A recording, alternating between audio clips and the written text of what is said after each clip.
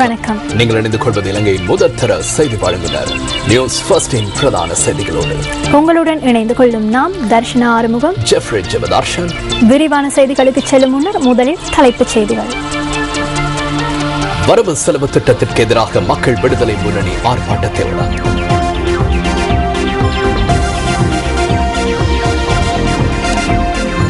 வியட்நாமின் தேசிய தலைவர் Ho Chi மின்கியின் உருவச்சிலை கொழும்பில். ஈரான் அணுசக்தி கலந்துரையாடலை அடுத்து உலக சந்தையில் மசகு எண்ணெயின் விலையில் வீழ்ச்சி. பாகிஸ்தானுக்கு எதிரான 20-20 கிரிக்கெட் போட்டிகளில் மஹல ஜாபதன மற்றும் ராங்கன ஹீராத் ஆகியோர் நீக்கம். இந்த முறை சமர்ப்பிக்கப்பட்ட வரவு செலவு திட்டம் பயனற்றது என தெரிவித்து மக்கள் விடுதலை முன்னணியினால் ஏற்பாடு செய்யப்பட்ட எதிர்ப்பு ஆர்ப்பாட்டம் ஒன்றும் கூட்டம் ஒன்றும் இன்று நடைபெற்றது. இந்த எதிர்ப்பு நடவடிக்கை புஞ்சிபரளையில் ஆரம்பமானது. வரவு செலவு திட்டத்தில் போலி வேண்டாம், மக்களுக்கு நிவாரணத்தை வழங்குங்கள் என்ற தொனிப்பொருளின் கீழ் இந்த ஆர்ப்பாட்டம் முன்னெடுக்கப்பட்டது. வரவு செலவு திட்டத்திற்கு எதிர்ப்பை தெரிவிக்கும் நோக்கில் ஆரம்பித்த எதிர்ப்பு நடவடிக்கையின் ஊடாக மக்களுக்கு நிவாரணத்தை வழங்குமாறும் வலியுறுத்தி பேரணியாக ஹைட் பார்க் வரை சென்றனர்.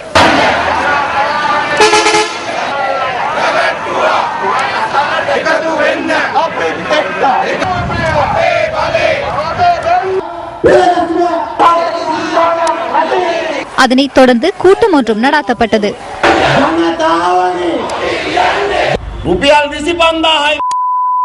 மஹிந்த ராஜபக்ச ஆட்சிக்கு வரும்போது பொருள் பொதியின் விலை 25,000 ரூபாவாக காணப்பட்டது. தற்போது அது 49,000 ரூபாவாக அதிகரித்துள்ளது. ஓய்வூதியம் பெறும்போது இன்று ஆக குறைந்த சம்பளமாக 11,730 ரூபாய் காணப்படுகின்றது. சம்பளத்துடனான மேலதிக கட்டணங்களை கூட்டுமாறு நாம் கூறினோம். எனினும் அதனை இம்முறை வரவு செலவு திட்டத்தில் நிறைவேற்றவில்லை. தோட்ட தொழிலாளர்கள் தொடர்பில் குறிப்பிடவில்லை. ஒரு குடும்பத்திலிருந்து 3,700 ரூபாவை பெற்றுக்கொள்ள அரசாங்கம் திட்டமிட்டுள்ளது. ஏற்கனவே விதித்த வரிகளுடன் மேலும் சில வரிகளை சேர்த்துள்ளனர். அதன் காரணமாக ஒரு குடும்பம் வருடாந்த 3,700 ரூபாவை செலுத்த வேண்டும்.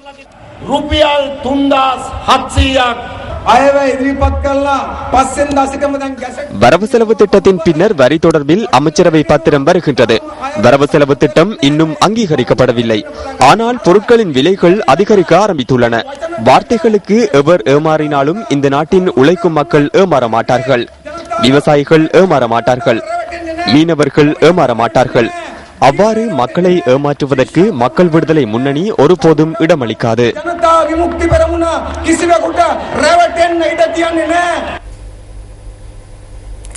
நாம் இன்று தெரிவு செய்த கேலி சித்திரம் அடுத்து.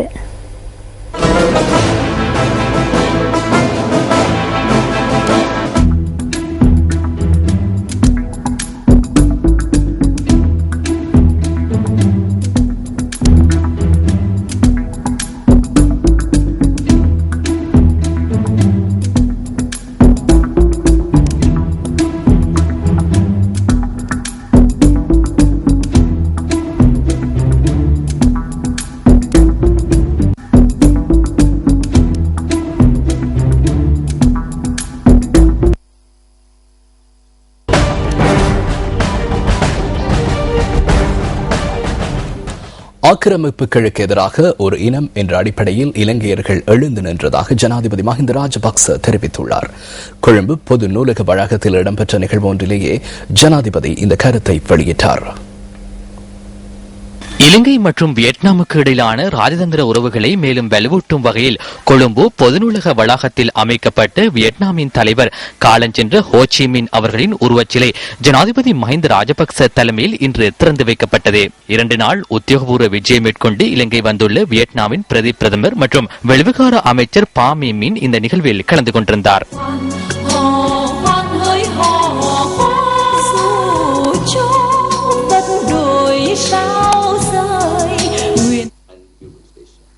අපි ජීවත් වෙන්න ආක්‍රමණිකයාට යටත්ව ජීවත් වෙන්නට ஆக்கிரமிப்பாளர்களுக்கு அடிபணிந்து வாழ்வதற்கு எமது மக்கள் எந்த சந்தர்ப்பத்திலும் தயாராக இருக்கவில்லை. இலங்கையர்களும் வியட்நாமியர்களும் இதற்கு எதிராகவே செயற்பட்டனர். ஏகாதிபத்தியவாதத்திற்கு எதிரான போராட்டங்களில் அந்த ஆக்கிரமிப்புகளுக்கு எதிராக குரல் கொடுத்தோம். ஹோச்சிமின் எம்முடன் மிக நெருங்கிய தொடர்புகளை வைத்திருந்தார். அவர் முன்னெடுத்த சுதந்திர போராட்டத்தினால் மாத்திரமல்ல, அதிகார வர்க்கத்தினருக்கு எதிராக அவர் செயற்பட்டார். அது மாத்திரமன்றி இலங்கை அவருடன் இருந்ததுடன் ஹோச்சிமின் இலங்கைக்கு 3 தடவை வருகை தந்திருந்தார். வியட்நாமின் முன்னாள் தேசிய தலைவர் காலஞ்சென்ற ஹோச்சிமின் 1890ஆம் ஆண்டு பிப்ரவரி மாதம் பிறந்தார். அவர் வியட்நாமின் பிரதமராகவும் ஜனாதிபதியாகவும் பதவி வகித்துள்ளார். வியட்நாம் மக்களாட்சியின் ஸ்தாபகரான ஹோச்சிமின் 1969ஆம் ஆண்டு செப்டம்பர் மாதம் காலஞ்சென்றார். இதேவேளை இலங்கைக்கு விஜயம் செய்துள்ள வியட்நாமின் பிரதி பிரதமரும் அந்நாட்டு வெளிவிகார அமைச்சருமான பாமீமின் இன்று பிரதமர் DM ஜெயரத்னவை சந்தித்தார். On behalf of the Vietnamese government, I would like to express our sincere congratulations. பொதுநலவாய அரச தலைவர்கள் மாநாடு இலங்கையில் வெற்றிகரமாக இடம்பெற்றதையிட்டு வியட்நாம் அரசாங்கத்தின் சார்பாக வாழ்த்துக்களை தெரிவித்துக் கொள்கின்றேன். இலங்கையின் பொருளாதார அபிவிருத்திக்கும் நாட்டின் நல்லிணக்கத்திற்கும் பாரிய சந்தர்ப்பமாக அமைந்துள்ளது. இரு நாடுகளுக்கும் இடையிலான வர்த்தக நடவடிக்கைகளை மேம்படுத்தல் மற்றும் அதனை 2015ஆம் ஆண்டில் $1 பில்லியன் என்ற இலக்கை அடைவது தொடர்பாகவும் நாங்கள் பேச்சுவார்த்தைகளை முன்னெடுத்துள்ளோம். மிகவும் மகிழ்ச்சியாக உள்ளது. இரு நாடுகளுமே மிகவும் நெருக்கமாக செயற்படுகின்றன. கடந்த காலங்களில் சர்வதேசத்தில் இடம்பெற்ற மாநாடுகளின் போது இரு நாடுகளுமே ஒத்துழைப்புடன் செயற்பட்டன. எதிர்காலத்திலும் இந்த உறவை பாதுகாத்துக் கொள்ள எதிர்பார்க்கின்றோம். At this forum, in the future, capital Maharaja நிறுவனத்தின் தலைவரை அடுத்த மாதம் 11ஆம் திகதி மாத்தறை நீதவான் நீதிமன்றத்தில் ஆஜராகுமாறு அறிவித்தல் பிறப்பிக்கப்பட்டுள்ளது. மக்களை ஆத்திரமடைய செய்யும் வகையில் ஊடகத்தை பயன்படுத்தியதாக ஐக்கிய தேசிய கட்சியின் பாராளுமன்ற உறுப்பினர் மங்கள சமரவீர தாக்கல் செய்த மனுவை பரிசீலனைக்கு எடுத்துக்கொண்ட போதே நீதவான் இந்த அறிவித்தலை விடுத்துள்ளார். மாத்தறை மேலதிக நீதவான் மஞ்சுள கருணாரத்னவினால் இந்த அறிவித்தல் பிறப்பிக்கப்பட்டுள்ளது.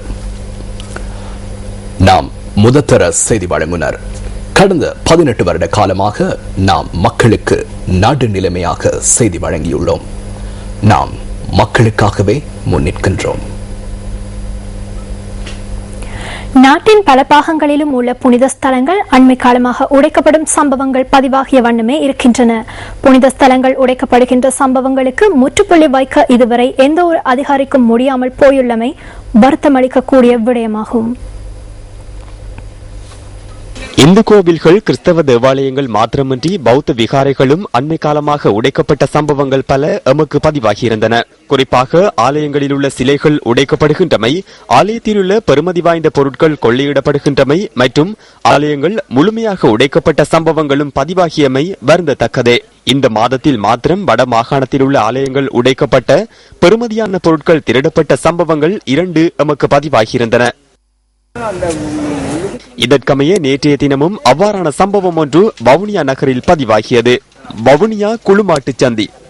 குளுமாட்டுச் சந்தியில் உள்ள காளியம்மன் ஆலயம் நேற்றிரவு இனந்தெரியாதோரினால் உடைக்கப்பட்டு அங்கிருந்த பெறுமதி வாய்ந்த பொருட்கள் கொள்ளையிடப்பட்டுள்ளன. காளியம்மன் ஆலயத்தில் உள்ள தெய்வ விக்கிரகங்கள், தங்க ஆபரணங்கள் மற்றும் ஆலயத்தில் உள்ள உண்டியல் என அனைத்து பொருட்களும் உடைக்கப்பட்டு திருடப்பட்டுள்ளதாக போலீசார் தெரிவித்தனர். இவ்வாறு பதிவாகியுள்ள இந்த திருட்டு சம்பவம் குறித்து வவுனியா போலீஸ் நிலையத்தில் ஆலய நிர்வாகத்தினர் முறைப்பாடு செய்துள்ளனர். இந்த முறைப்பாட்டிற்கு அமைய விசாரணைகள் ஆரம்பிக்கப்பட்டுள்ளதாக போலீசார் குறிப்பிட்டனர். கடந்த 19ஆம் திகதி யாழ்ப்பாணம் ஸ்ரீ ஞானவைரவர் ஆலயத்திலும் திருட்டு சம்பவம் ஒன்று பதிவாகியிருந்தது. ஐம்பொன்னாலான 1.5 அடி உயரமுடைய விநாயகர் விக்கிரகம் ஒன்று இதன் போது களவாடப்பட்டமை குறித்து ஆலய நிர்வாகத்தினரால் யாழ்ப்பாண போலீஸ் நிலையத்தில் முறைப்பாடு செய்யப்பட்டுள்ளது. நாட்டின் பல பாகங்களிலும் இடம்பெறுகின்ற இவ்வாறான சம்பவங்கள் தொடர்பில் சர்வதேச இந்து மத குருபீடாதிபதி சபரிமலை ஸ்ரீ சாஸ்தாபீட குருஜி, ஆன்மீக அருள்ஜோதி, சிவாகம கலாநிதி ஸ்ரீ ஐயப்பதாச சாம்பசிவ சிவாச்சாரியார் கருத்து தெரிவித்தார். குறிப்பாக வடமாகாணம், கிழக்கு மாகாணங்களில் பல இந்து ஆலயங்களில் பெருமதிமிக்க சிலைகள் உடைக்கப்பட்டதும், இறைவனுடைய அலங்காரத்துக்குரிய விலை உயர்ந்த தங்க ஆபரணங்கள் திருடப்பட்டிருப்பதும் அனைவரும் அறிந்ததே. இவ்வாறு இவற்றையெல்லாம் செய்கின்றவர்கள் இந்த சிவன் சொத்து குல நாசம் என்று சொல்வார்கள். இவ்வாறு செய்கின்றவர்களுக்கு அவர்களுடைய வாழ்க்கையிலே அவருடைய சந்ததிகள், அவருடைய குடும்பங்கள் எல்லாம் அழிவுக்கு, அந்த அழிவு பாதைக்கு அவர்கள் கொண்டு செல்லுகின்றார்கள். எனவே இவ்வாறு இந்த மத வழிபாட்டு ஸ்தலங்களில் செய்யப்படுகின்ற தவறான காரியங்களை அவர்கள் நிறுத்த வேண்டும். இது அவர்களுடைய பிள்ளைகளுக்கு அவர்கள் சேர்க்கின்ற பாவமாக வந்துவிடும். வணக்க ஸ்தலங்கள் மீதான தாக்குதல்களுக்கு முற்றுப்புள்ளி வைக்க இதுவரை முடியவில்லை. மட்டக்களப்பில் ஒரே இரவில் ஸ்ரீ செல்ல கதிர்காமர், மாங்காடு பிள்ளையார், கிரான்குளம் ஐயனார் மற்றும் பாண்டிருப்பு திரௌபதியம்மன் ஆகிய 4 இந்து ஆலயங்கள் சேதப்படுத்தப்பட்டதுடன் ஆலயத்தின் பெறுமதியான பொருட்களும் கொள்ளை. யாழ்ப்பாணம் மணியந்தோட்டம் இயேசுநாதரின் திருச்சொரூபம் உடைப்பு. திருகோணமலை கற்பக விநாயகர் ஆலய கோபுரத்தில் உள்ள 13 பாவை சிற்பங்கள் சேதம். தம்புள்ளை பத்ரகாளியம்மன் ஆலய மூலஸ்தான சிலை உடைத்து அகற்றப்பட்டது. யாழ்ப்பாணம் பொன்னாலை வரதராஜ பெருமாள் ஆலயம் உடைக்கப்பட்டு பெறுமதிமிக்க பொருட்கள் கொள்ளை. யாழ்ப்பாணம் நல்லூர் வடக்கு சந்திரசேகர பிள்ளையார் கோவிலில் பெறுமதியான விக்கிரகங்கள் கொள்ளை. வணக்கஸ்தலங்கள் மீதான தாக்குதல்கள் மிகவும் இயல்பாகவே இடம்பெறுகின்றன. யாழ்ப்பாணம் ஸ்ரீ ஞான வைரவர் ஆலயத்தில் கொள்ளை. வவுனியா குளுமாட்டுச்சந்தி காளியம்மன் ஆலயத்தில் திருட்டு. வணக்கஸ்தலங்கள் தாக்கப்பட்டு வரலாற்று சிறப்புமிக்க பெறுமதியான பொருட்கள் சூறையாடப்படுகின்றமைக்கு எதிராக அதிகாரிகள் நடவடிக்கை எடுக்க தவறுவதன் காரணம். இன்னும் சில உள்நாட்டுச் செய்திகள். பெண்களுக்கு எதிரான வன்முறைகளை கண்டிக்கும் வகையில் யாழ்ப்பாணத்தில் இன்று கவன ஈர்ப்பு போராட்டம் ஒன்று நடத்தப்பட்டது. யாழ்ப்பாணம் நாச்சிமார் கோயிலடி பகுதியில் அண்மையில் பெண் ஒருவர் பாலியல் துஷ்பிரயோகத்துக்கு உட்படுத்தப்பட்டு கொலை செய்யப்பட்ட சம்பவம் மீதான வழக்கு விசாரணைகள் இன்று இடம்பெற்றன. இந்த வழக்கு விசாரணைகள் இடம்பெற்ற யாழ் நீதவான் நீதிமன்ற வளாகத்தில் இந்த கவனஈர்ப்பு போராட்டம் நடத்தப்பட்டதாக எமது செய்தியாளர் தெரிவித்தார். பெண்களுக்கு எதிரான வன்முறைகளை கண்டிக்கும் வகையில் சுலோகங்கள் எழுதப்பட்ட பதாகைகளை ஏந்தியவாறு அமைதியான முறையில் இந்த கவனஈர்ப்பு போராட்டம் முன்னெடுக்கப்பட்டுள்ளது. இவ்வாறு முன்னெடுக்கப்பட்ட கவனஈர்ப்பு போராட்டத்தில் பெருந்திரளான பெண்கள் பங்கேற்றிருந்ததாகவும் எமது செய்தியாளர் குறிப்பிட்டார். இதேவேளை நாச்சிமார் கோயிலடியில் பெண் ஒருவர் பாலியல் துஷ்பிரயோகத்துக்கு உட்படுத்தப்பட்டு கொலை செய்யப்பட்ட சம்பவம் தொடர்பில் கைது செய்யப்பட்டுள்ள சந்தேக நபர் எதிர்வரும் மாதம் 9ஆம் தேதி வரை விளக்கமறியலில் வைக்கப்பட்டுள்ளார். யாழ் சாவகச்சேரியில் இன்று நடைபெற்ற நிகழ்வொன்றில் தமிழ் தேசிய கூட்டமைப்பின் பாராளுமன்ற உறுப்பினர் மாவை சேனாதிராஜா நாட்டின் அரசியலமைப்பு தொடர்பில் கருத்து வெளியிட்டார். நாங்களே ஆளுகின்ற உணர்வோடு, இந்த மண்ணை நாங்களே ஆள வேண்டும் என்ற உணர்வோடு இந்த மக்கள் எங்களுக்கு வாக்களித்து வந்திருக்கிறார்கள். நாங்கள் இந்த அரசியலமைப்பை பாராளுமன்றத்திலே சொல்லுகிறோம். இந்த அரசியலமைப்பை நாங்கள் ஏற்றுக்கொள்ளவில்லை. இந்த அரசியலமைப்புக்கு எங்களுடைய மக்கள் இறமையை இந்த அரசியலமைப்புக்கு கொடுக்கவில்லை. இறமை எங்களிடம் தான் இருக்கிறது. எதிர்காலத்தை தீர்மானிக்கின்ற உரிமை அது எப்பொழுதுமே மக்களிடம் தான் இருக்கிறது. அரசாங்கத்திடம் இறமை இல்லை. நாங்கள் சம்மதம் கொடுத்தால் தான் அரசாங்கம் உருவாகிறது. அங்கேதான் இறமை எங்களால் கொடுக்கப்படுகிறது.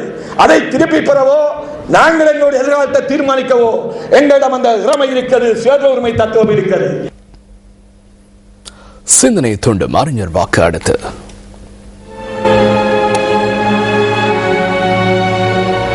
துன்பம் என்று ஒன்று மட்டும் இல்லாவிட்டால் உலகில் புரட்சி என்னும் வார்த்தையே இருந்திருக்காது. Fidel Castro. உங்கள் மனம் கவர்ந்த பொன்மொழிகளை நியூஸ் ஃபர்ஸ்ட் சக்தி அறிஞர் வாக்கு பகுதிக்கு அனுப்பி வையுங்கள். மின்னஞ்சல் முகவரி newsfirst@maharaja.lk.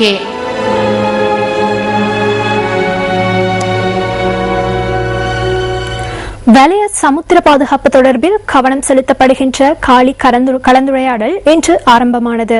35 நாடுகளை பிரதிநிதித்துவப்படுத்தும் வகையில் கடற்படையை சேர்ந்த உறுப்பினர்கள் இதில் கலந்து கொண்டுள்ளனர். இந்த சமுத்திரத்தில் புதிதாக உருவாகும் கடல்சார் முறைமைகள் என்ற துணைப்பொருளில் கீழ் காலி கலந்துரையாடல் ஏற்பாடு செய்யப்பட்டுள்ளது. 4வது தடவையாக காலி கலந்துரையாடல் நடத்தப்படுகின்றது.